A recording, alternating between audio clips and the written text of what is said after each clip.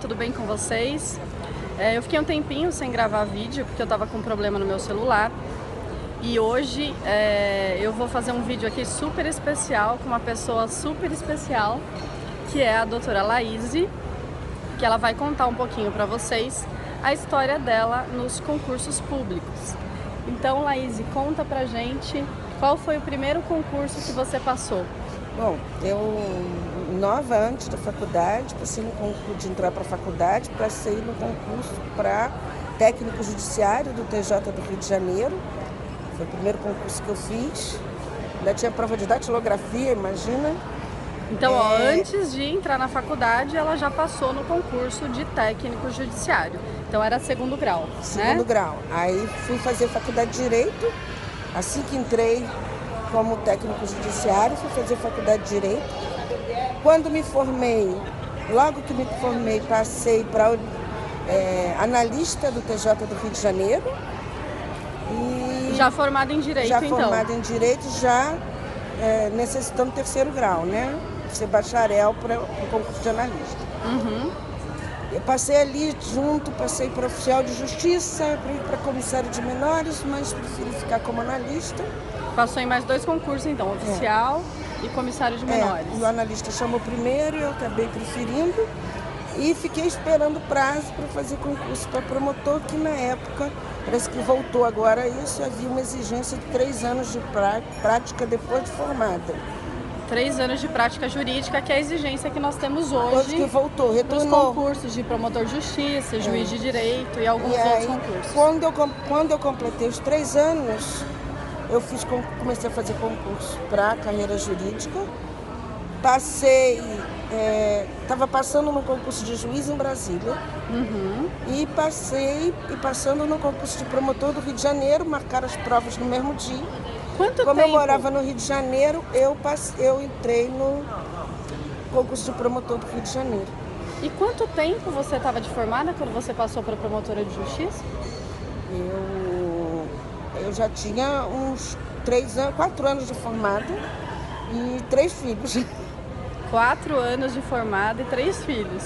Para você que arruma desculpa, que fala que não dá porque eu tenho filho, ou não dá porque eu trabalho. Então, quando a gente quer, a gente consegue, né? Era casada, já tinha 3 filhos. Tudo pequenininho. Trabalhava, porque era bebê. analista, né? E ficou estudando. Quanto tempo você estudou para passar no concurso de promotora de justiça? Estudando 5 anos. 5 anos. E nessa época, conta pra gente, tinha toda essa tecnologia que tem hoje, aula online? Não tinha nada, né? E como é que você estudava? Não tinha nada. Nem uma biblioteca bem equipada a gente tinha. Não tinha. Não tinha algum cursinho preparatório especializado? Cursinho havia, né? Mas eram caros, porque eu tinha 3 filhos para sustentar. Né? Então nem sempre eu podia pagar um cursinho. Eu estudava nos livros. Só com os livros? Só com os livros. Estudava muito. E estudava nos horários que eu podia. Geralmente eu estudava de meia-noite às 6. De meia-noite às 6. Porque depois tinha que botar filho para creche. Pode ir. Obrigada, querida. Obrigada. Porque depois eu tinha que botar filho para creche, tinha que ir trabalhar. Quando chegava, trazia os filhos, tinha que arrumar a casa, botar todo mundo para jantar, botar todo mundo para dormir para começar a estudar. Para começar a estudar. E uma vez você me contou, numa aula que nós fazemos mestrado aqui na FADISP em São Paulo atualmente, e uma vez você me contou que pagava uma pessoa para gravar num gravador. Conta essa história. Ah, sim. Então, para os momentos em que eu não tinha condição de ler, que em geral eu lia em qualquer lugar. Eu lia no ônibus, lia no trabalho, eu lia na barca, eu lia no tempo que eu tinha. Ela tá falando na barca porque ela eu morava em Niterói e trabalhava no Rio de Janeiro. Pegava a barca todo dia para ir trabalhar.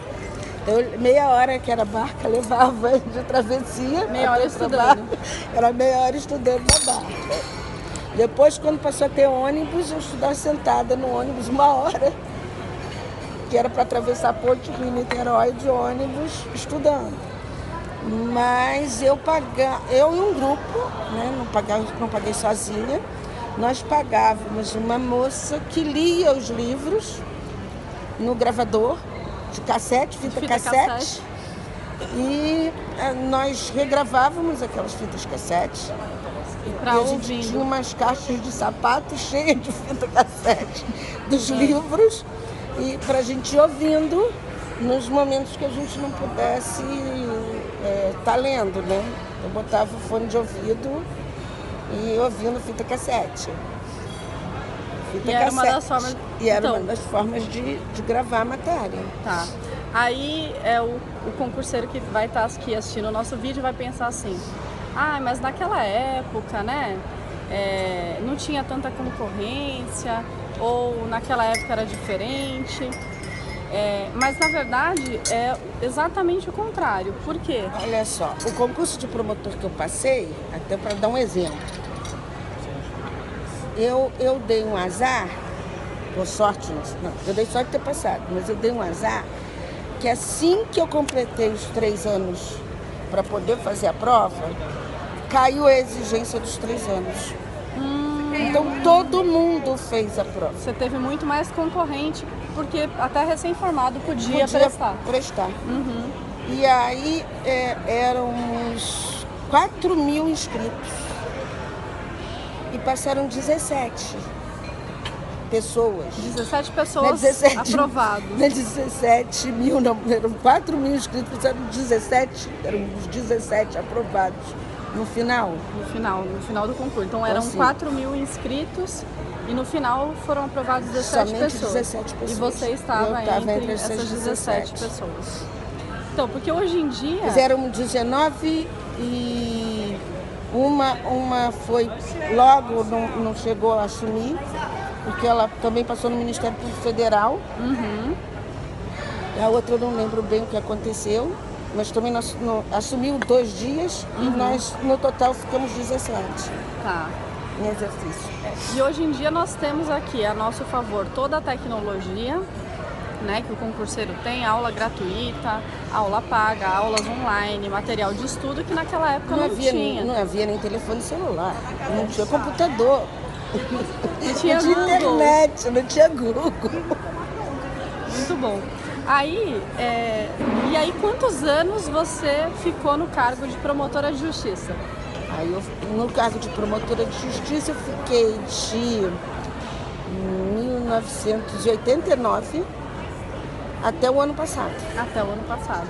E aí você já estava em segunda instância, então você já era procuradora de justiça. Já estava no 2º grau, no Rio de Janeiro. E já podia me aposentar. E eu tive um problema na minha vida, que eu fiquei muito abalada.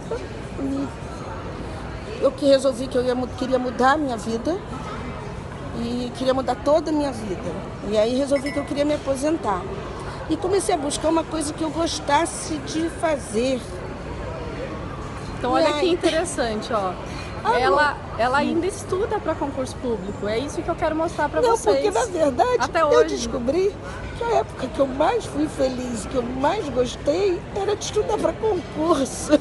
E aí voltei a estudar para concurso. E é exatamente o que o concurseiro acaba sofrendo muito, porque muitos concurseiros entendem que essa época de estudar é uma época triste, porque ninguém reconhece, porque você só estuda e demora um pouco para ver o resultado. E você vê, você está falando exatamente o contrário. Você se recorda como essa época de estudo, uma época... Hoje, sim, na época eu acho que eu não pensava assim, mas hoje eu vejo que foi uma época muito feliz e que eu queria resgatar aquilo na minha vida. E aí, como eu não poderia fazer qualquer concurso público, porque eu precisava fazer opção entre a aposentadoria e o cargo, eu comecei a fazer concurso para cartório, porque como a delegação é privada, eu não tenho que fazer essa opção. Eu posso ter o cartório e continuar aposentada como procuradora de justiça. Passei no concurso em São Paulo, que eu hoje tenho um cartório no interior de São Paulo. Então hoje você é tabeliã? Sou oficial registradora. Oficial registradora. E num cartório no interior de São Paulo. Continuo fazendo concurso, porque quem estuda para cartório não para nunca mais. né? Eu acho que é por isso também que eu escolhi, para continuar tendo que estudar sempre. Quando você começou a estudar para cartório, quanto tempo depois você já foi aprovada no primeiro cartório? Os concursos de cartório são concursos que são muito demorados e são interrompidos toda hora. Então, você não tem um resultado deles imediato. O primeiro concurso que eu passei foi em Pernambuco, já estou aprovada em Pernambuco, há uns 3 anos que eu estou aprovada em Pernambuco, não fui chamada e estou dentro do número de vagas, ninguém foi chamado. O concurso está suspenso. Eu estou aprovada igual no Piauí e o concurso também está suspenso. O concurso que eu fiz na Bahia retornou há pouco tempo, ficou suspenso também por uns 2, 3 anos. Também está aprovada na Bahia? Também estou aprovada na Bahia, estou até levando os títulos agora. Estou aprovada na primeira fase no Rio Grande do Sul, que levou, ainda está parada, não chamou a segunda fase, mas o resultado levou 2 anos para sair. Então eu tinha feito tudo isso antes, passei em São Paulo depois disso. Mas como São Paulo é mais eficiente, eu acho, nessa estrutura de concurso... Você acabou assumindo São Paulo. São Paulo. Então, tem mais ou menos, acho que foram 2 anos até assumir São Paulo. Porque do concurso de São Paulo levou 1 ano só. Mas que eu fiz Pernambuco tem uns 3, né? 3 ou 4, 3 anos. Tem uns 3 anos que eu estou estudando, porque Pernambuco foi o primeiro concurso que eu fiz, eu não estava nem estudando quando eu fui. Nem estudando e você já passou? Estava estudando pouco? Não, assim, estudei para as provas. Tá. E aí, obviamente, conforme você vai sendo aprovado para outra fase, né? São 3 fases de prova, né? A primeira prova de múltipla escolha, a prova prática, que é a dissertativa, e a prova oral. É óbvio que quando eu passei na primeira prova, eu passei a estudar mais, né? Eu sempre digo isso, que é bom estar sempre inscrito em algum concurso. Sempre prestar prova, isso é importante, essa é uma dica. E fazer a prova, porque você, inscrito, você se obriga a estudar. Certo. Se você não está com inscrição e com prova em um concurso, você relaxa um pouco, eu acho. E você estuda bastante na reta final? Edital abriu. Então você acha que é uma... Então o edital abriu, a prova 2, 3 meses depois do edital aberto, mais ou menos. E nessa reta final você intensifica os seus estudos, porque ela continua trabalhando, faz mestrado. Faço então 2 mestrados. 2 mestrados. Então ela tem também um tempo restrito, não é porque ela se aposentou do cargo de procuradora de justiça, então ela continua, porque ela tem um cartório e continua estudando para outros cartórios no Brasil inteiro. Então, qual que é a dica hoje que você dá? Uma dica de estudo que você utilizou lá atrás, no passado, e que você continuou usando hoje que dá certo? Olha, a dica principal é o seguinte, aproveita o tempo que você tem. Qualquer tempo, Qualquer tempo, entendeu? Eu ouço matéria enquanto tomo banho. Certo. Eu ouço matéria enquanto eu durmo. Até dormir, ao invés de ficar no Netflix, né? Eu brinco que eu aprendo em alfa enquanto eu durmo. Eu ouço matéria no trânsito, eu ouço matéria no carro, eu ouço matéria quando vou de um lugar a outro. Faz bastante prova, isso é importante? Faço prova o tempo todo, estou sempre exercitando, faço concursos vários, às vezes concursos que eu não tenho interesse em entrar, mas em exercitar o fazer prova. Hoje vocês têm muito recurso que são... Vocês têm acesso às provas passadas, né? Nós temos, eu também. Sim, nós temos hoje acesso às provas passadas, porque até isso era muito difícil. Não tinha. A gente tinha muito mais dificuldade, assim, para pesquisar banca, por exemplo. Eu, quando eu fiz concurso, eu tinha que ir para o tribunal descobrir trabalhos, peças dos membros da banca examinadora para poder entender o que eles pensavam. Assim. Quando alguém tinha algum livro publicado, óbvio que ficava um pouco mais fácil conseguir o livro, mas muitos não. Então, a gente tinha que estar buscando os trabalhos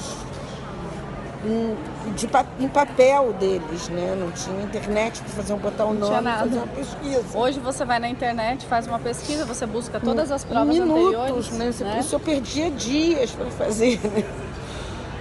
A facilidade é muito maior, né? Nossa. Muito maior. Mas estudar muita dedicação, eu acho. É gostar. O gostar é uma coisa que a gente cria, né? É um hábito, não é? É. E é uma coisa que a gente cria, assim, como a curiosidade. Eu acho que a gente aprende muito quando é curioso. Então uma coisa que eu sempre fiz foi de tentar criar uma curiosidade, mesmo quando eu estava cansada, eu não estava muito curiosa de nada. E antigamente, como eu estava no livro direto, eu ia para o índice do livro, aquele índice sistemático, e olhando as matérias. Estava muito cansada, não estava muita vontade de estudar, com preguiça, aí eu ia olhando. Aí vi assim, eu vou até dar um exemplo disso, uma coisa que eu nunca esqueci, que foi a primeira vez que eu fiz, eu peguei, teoria da imprevisão. Gente, eu sei tudo, mas o que é teoria da imprevisão? Não sei o que é teoria da previsão. Imprevisão, no livro do Caio Mário. Aí eu falei, vou olhar o que... Mentira, não estava com nenhuma vontade, nenhuma curiosidade, isso tudo eu criando para mim mesmo. Vou tentar descobrir o que é essa história de teoria da imprevisão. Criando um estímulo. Eu criando para mim mesmo. Aí fui ler a teoria da imprevisão e tal, cláusula cérebro, nunca mais esqueci a teoria da imprevisão na minha vida. Então, você criar a curiosidade, e essa curiosidade te faz gravar mais a matéria. Sim, sem dúvida. Não adianta você ler um livro da primeira à última página se você está desatento e não assimilou nem 10% do que você leu. Sim. Então, quando você cria curiosidade de saber o que é aquela coisa, é isso, você cria para você mesmo as perguntas. Até mesmo para adquirir conhecimento. Exatamente, né? Você faz as perguntas para você mesmo, finge que aquilo é a coisa mais interessante do mundo, e você finge e torna-se. Torna-se interessante. E você grava e não esquece, né? Não esquece nunca mais. Eu faço hoje, se for pedir, eu faço uma dissertação sobre teoria da imprevisão aqui agora. Acho que a única coisa mentira, não é a única coisa, mas é uma das coisas que eu posso dissertar em qualquer momento da minha vida. Então, criar curiosidade é uma coisa importante. E o que você acha do concurseiro hoje, ele ter essa facilidade para ter uma pessoa, um mentor ou um coach, ou qualquer nome que seja, que faça um planejamento de estudos para ele, de acordo com o tempo que ele tem, e que essa pessoa faça aí uma cobrança periódica? O que você acha disso, dessa facilidade? Esse é o trabalho que a gente faz até entre a gente, né? Sim. Que nós somos amigos, nos conhecemos no mestrado e a gente tem treinado uma outra para esses concursos, porque isso te cria metas que você é obrigado a cumprir e afasta um pouco essa coisa de você relaxar. Agora não, estou com preguiça, porque tem uma pessoa, você vai ter que apresentar a meta cumprida para alguém, né? Então acho que é muito importante. Isso... O pior inimigo do concurseiro é a preguiça, né? O pior inimigo é a preguiça, é verdade. Não dar prioridade, né? Na verdade é você deixar com que as outras coisas do mundo te domine. Então você não pode deixar que a vontade de assistir TV te domine, a vontade de passear. Então você tem que ter uma meta de olhar o Facebook. Olha o Facebook, aí leva 1h30. 1h30 no Facebook. Aí olha o e-mail, leva mais de 2 horas. Sim, e é muito legal porque essa questão de você saber que tem uma pessoa te ajudando no planejamento de concursos também ajuda a driblar a solidão, que é algo que os concurseiros reclamam muito, né? Sim, com certeza. Porque o concurseiro é um solitário, né? Não tem jeito, né? Não tem jeito. Poucas pessoas vão acabar te acompanhando e realmente apoiando o concurseiro, né? E é muito difícil, né? Para quem não faz concurso também, porque só a gente que faz concurso sabe, entende as dificuldades de um concurseiro. É difícil para quem não até para a própria família entender, né? Muito difícil. Mas vale a pena, né? Não tenho dúvida, nenhuma dúvida. Foi... As melhores escolhas que eu fiz na vida foram essas, de fazer concurso e depois agora de fazer concurso de novo e estar lá no interior de São Paulo, que é no meu cartório, que é uma delícia. Minha vida está sempre assim, mudando, renovando. Continua estudando. Continuo estudando, Estamos mudando cabelo, terminando mestrado, mudando a cor do cabelo. Muito bom. Que os amigos perguntam qual é a cor do cabelo dela hoje, não sei. Às vezes azul. Às vezes azul, às vezes verde. Muito bom. Às vezes cinza, às vezes branco. Então tá bom, eu queria te agradecer. Obrigada, querida. Faz um tempão que eu tô querendo trazer a Laís, né, para contar um pouquinho da história dela, porque ela é muito experiente nessa área de concurso público e ela pode, aí ela vai continuar passando algumas dicas para vocês, pontuais, né? Uma das dicas que a Laís me deu, inclusive ela foi comigo na loja para comprar, é o Pomodoro. A técnica Pomodoro, que é aquele tomatinho, né? Que ele mede o tempo aí de estudo, então você coloca ele para 50 minutos, né? Então a cada 50 minutos você descansa 10. E lá no meu blog, quando ela me ensinou a estudar dessa forma, eu fiz um texto sobre a técnica Pomodoro. Na verdade é uma técnica muito conhecida, se você colocar no Google, você vai saber como é. E é muito simples e ajuda muito na concentração. E na produtividade, né? Exatamente. Você rende muito mais fazendo essas pausas, trabalhando no máximo 1 hora, né? A gente faz normalmente 50 minutos, Sim. Ou 55 minutos para 5. Do que você tentando estudar direto. E 1 hora você desconcentra e não volta mais. E é muito importante que nesses 10 minutos de descanso, você não fique... você tente descansar realmente sua mente, porque se você for pro Facebook e ficar ativando, você não vai estar fazendo esse período de pausa. Então é bom que faça até uma meditação, e de 4 em 4 pomodoros, ou seja, de 4 em 4 períodos desses de 1 hora, com as pausas, você vai fazer um descanso maior. Você pode fazer um descanso de 15 minutos ou meia hora. Aí nesse descanso maior, você pode até... Porque eu acho que é interessante que você não se prive totalmente, mas que você se discipline. Certo. Então, porque se você sabe que você vai poder olhar o Facebook, olhar teu e-mail, olhar teu Twitter, a cada 4 horas. A cada 4 horas, você... pelo menos não vai ficar desesperado, ansioso, vai fazer as 4 horas. Sim, e vai evitar, não vai entrar antes. Vai evitar que a pessoa roube tempo, né? Exatamente. Porque quem não marca, rouba tempo, né? Exatamente. Então, às vezes, você pensa lá que você ficou uma manhã inteira estudando, mas, na verdade, você fez um monte de pausa para resolver um monte de coisa ou para atender alguém. Então, depois desses 4 horas, desses 4 pomodoros, você vai fazer uma pausa maior, que seja 15 minutos ou meia hora, e mas aí com tempo marcado. Acabou aquele tempo, tem que você voltar sabe a estudar. Que você tem que voltar a estudar, e aí você pode entrar no Facebook, no Google, no e-mail, enfim. E aproveitar as pausas, inclusive para ir no banheiro, para beber água, para comer, para lanchar.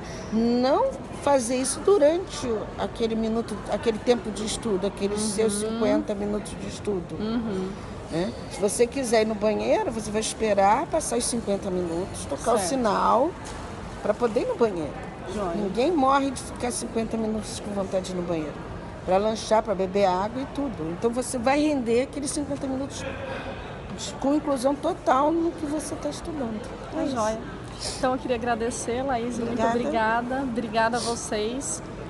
Eu espero que você goste desse vídeo. Se você tiver alguma dúvida, se quiser mandar uma mensagem para a Laís, escreva aí nos comentários que a gente vai respondendo. E no próximo vídeo nós vamos gravar, hoje a gente contou a história dela. No próximo vídeo nós vamos gravar alguma dica aí para você, para te ajudar nessa jornada que a gente sabe que é difícil, mas que vale a pena. Um grande beijo. Beijo. Tchau, tchau. Tchau.